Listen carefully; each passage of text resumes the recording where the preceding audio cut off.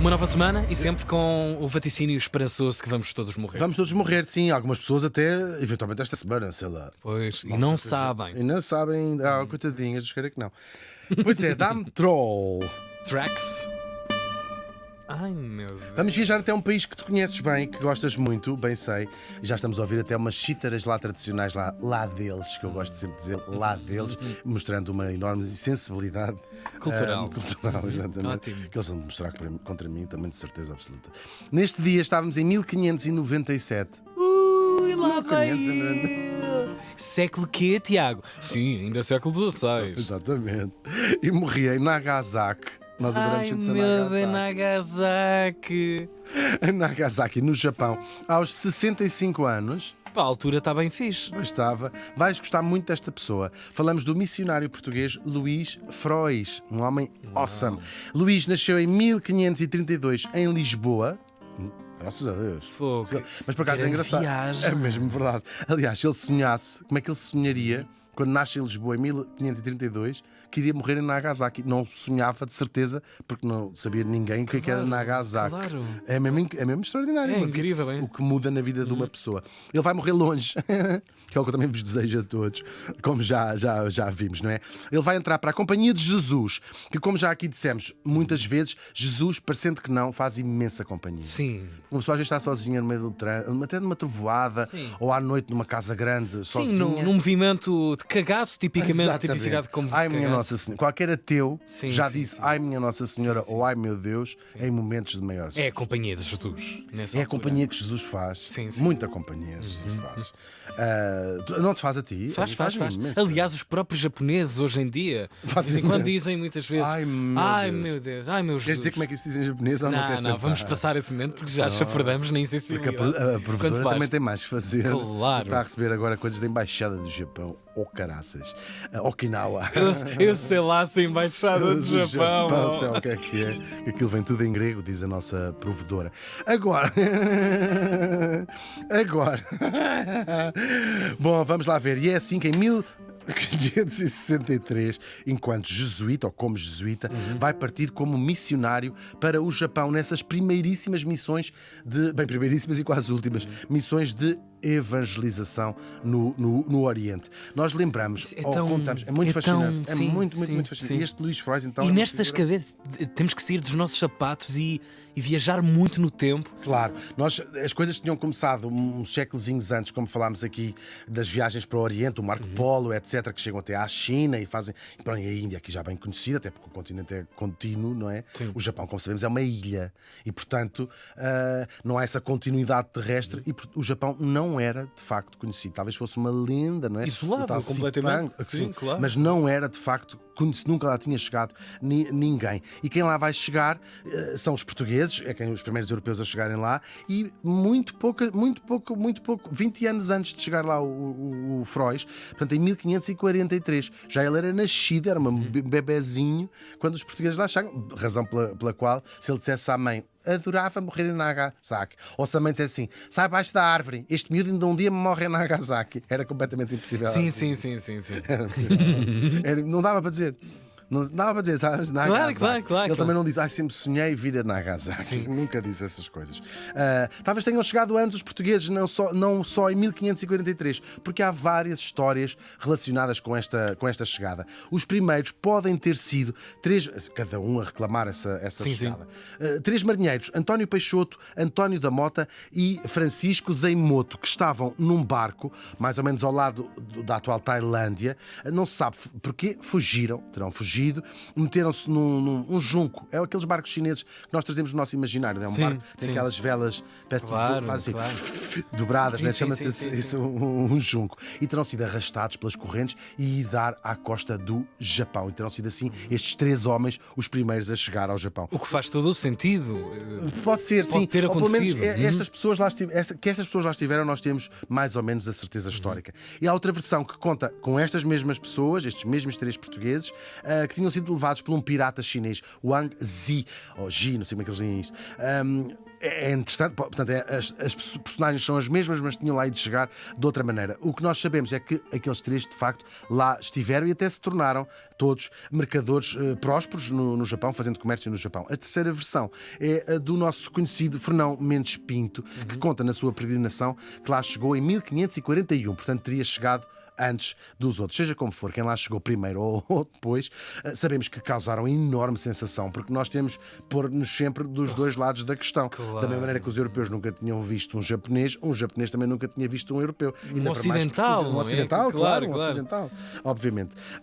E portanto causou-lhes uma enorme sensação de fascínio, de descoberta, de como se vestem, como se penteiam, como se falam, como são fisicamente, incrível. E que guardam até aos tempos de hoje e dos estudos de hoje. Sim, é verdade. Sabem muito E houve bem. um intercâmbio grande de cultura, as palavras, nós sabemos essas coisas todas, sim. este fascínio enorme, e também uma grande sensação causaram aquilo que eles levavam na mão, nomeadamente as armas de fogo, que, como se sabe, são os portugueses que levam para o Japão e que vai mudar a história do Japão militarmente também lá dentro. E começa um período de trocas comerciais muito fortes, ali geridos pelos portugueses até chegarem os holandeses, a que se chama período Namban. Já toda a gente ouviu falar disto, porque este período, que vai desde esta altura até ao século XVII, é um período, a arte também se chama arte Namban, tudo o que seja que tenha a ver com esta troca, partilha cultural e comercial entre a Europa e o Japão se chama Namban. Namban. No século XVII fecham a loja porque o Japão vai-se fechar completamente ao mundo.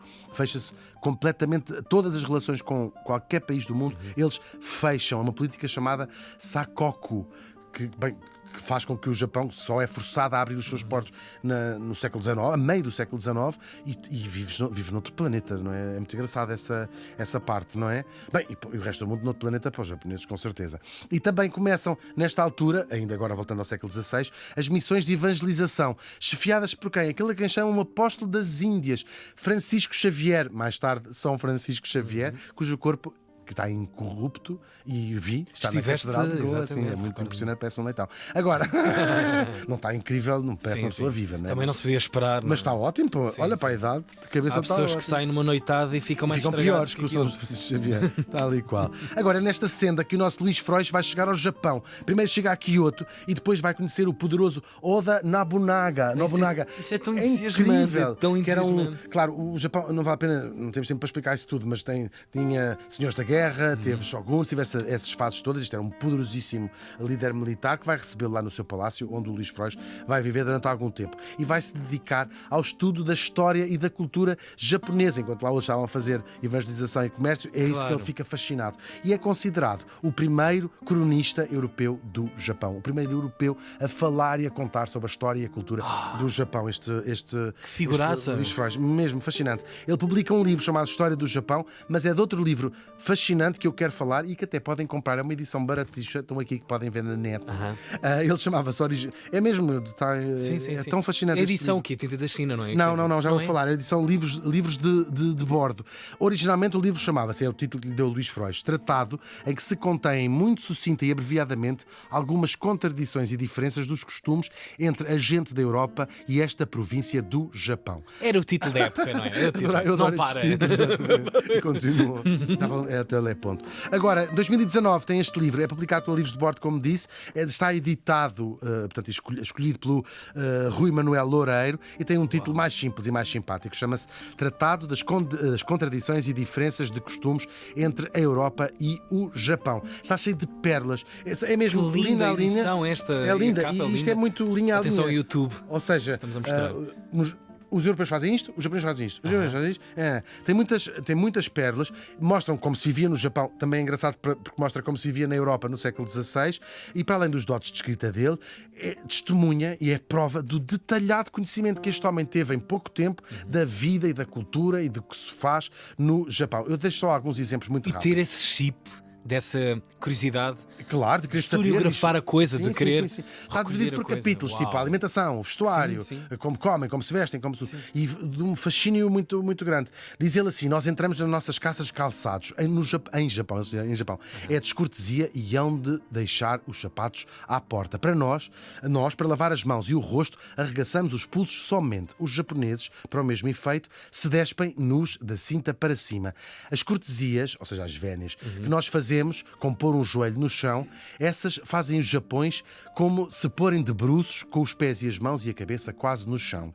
Entre nós, um remendo é uma coisa muito baixa, quer dizer, muito ordinária. Sim, muito sim, pobre. sim, sim, sim. Em Japão, estimam um príncipe muito em ter um kimono todo feito de remendos. Este fascínio de ver uma cultura pela primeira vez. Na Europa, se teria por coisa efeminada trazer um homem abano, um moleque, não é? E abanar-se com ele. Em Japão, é baixeza e miséria não o trazer sempre na cinta e não usar dele. Na Europa, ordinariamente, as mulheres fazem de comer. Em Japão, o fazem os homens e os fidalgos têm por primor ir fazer à cozinha. Que incrível. É incrível. Em Europa, tem-se por afronta beberem as mulheres o vinho. No Japão é muito frequente e nas festas beberem e às vezes até cabecearem, ou seja, apanharem uma Caramba de cadaliça. Nós comemos todas as coisas com a mão. Os Japões, homens e mulheres, desde crianças comem com 2 paus. Isto é a primeira referência ever a esta história feita pelo ocidental. O nosso comer ordinário, ou seja, vulgar, é pão de trigo. O Japão come arroz cozido sem sal. Nós assentamos-nos em cadeiras para comer com as pernas estendidas, eles sobre os tatamis ou no chão com as pernas encruzadas e por aí fora. Tudo isto é fascinante, este E livro. que nos chega até Tudo os dias assim, de hoje, tal e não qual, é? Sim, tal e qual. Sim, com essa própria conservado. estranheza. Claro, é um livro maravilhoso. Quanto ao nosso morto, ele começou, como outros missionários, a ser muito perseguido pelas autoridades japonesas, que queriam erradicar o cristianismo no Japão. Ainda esteve um tempo em Macau, mas voltou e acabou por morrer em Nagasaki, como já vimos. Ainda bem que ele conseguiu voltar só por aquele breve. Claro, para morrer ali. Em Nagasaki, Claro, sim. claro. Era uma pena morrer longe do Japão, o primeiro europeu a deixar-se fascinar pelo mundo nipónico. E isto eu lembro, muitos séculos antes do Tiago Ribeiro ser levado para uma esquadra da polícia em Tóquio por ter roubado uma bicicleta. O Luís Frois morreu faz hoje 427 anos.